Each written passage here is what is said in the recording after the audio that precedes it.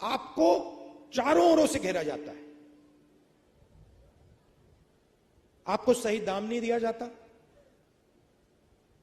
नुकसान होता है तो बीमा का पैसा नहीं दिया जाता, जीएसटी लगा दी, कर्जा माफ नहीं होता। तो अगर मैं यहां कहूं कि भैया हम आपके लिए एक काम करेंगे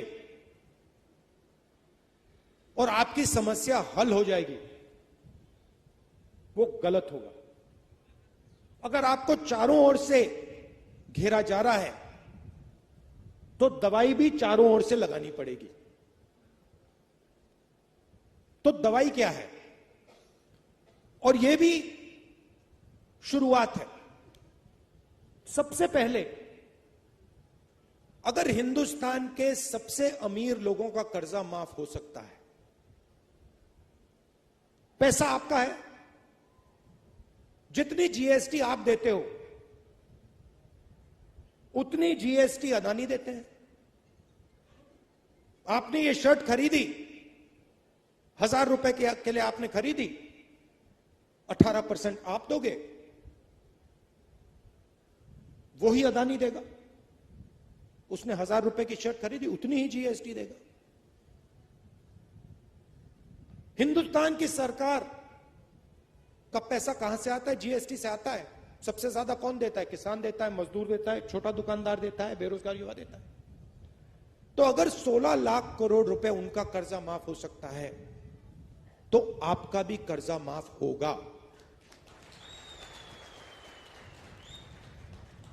या तो आप उनका मत कीजिए, या सरकार को कहना चाहिए देखिए अगर किसान का कर्जा माफ नहीं होता है तो अरबपतियों का भी नहीं होगा, मगर अगर अरबपतियों का 24 साल का कर्जा माफ, आपका 24 साल का कर्जा माफ किया जा सकता है तो आपका भी होगा। तो पहली दवाई यह है। दूसरी दवाई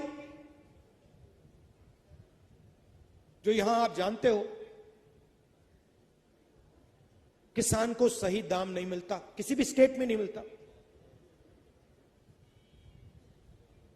बीजेपी ने कहा कि कानूनी एमएसपी लागू नहीं की जा सकती। बिल्कुल की जा सकती है।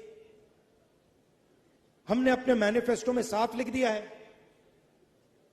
कि कानूनी एमएसपी लागू की जाएगी और स्वामीनाथन रिपोर्ट के मुताबिक की जाएगी। दूसरी दवाई ये। तीसरी दवाई,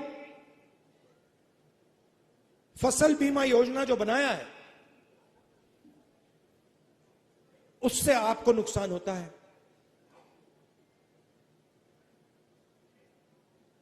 15-16 कंपनियां हैं,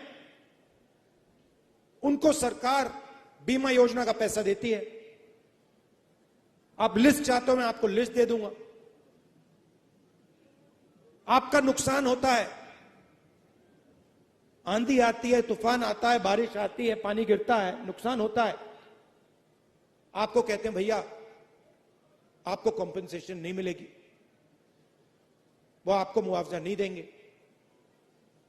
तो तीसरी दवाई, फसल बीमा योजना को रीस्ट्रक्चर करना। फसल बीमा योजना का काम आपकी रक्षा करने का है, उद्योगपतियों की रक्षा करने का नहीं है।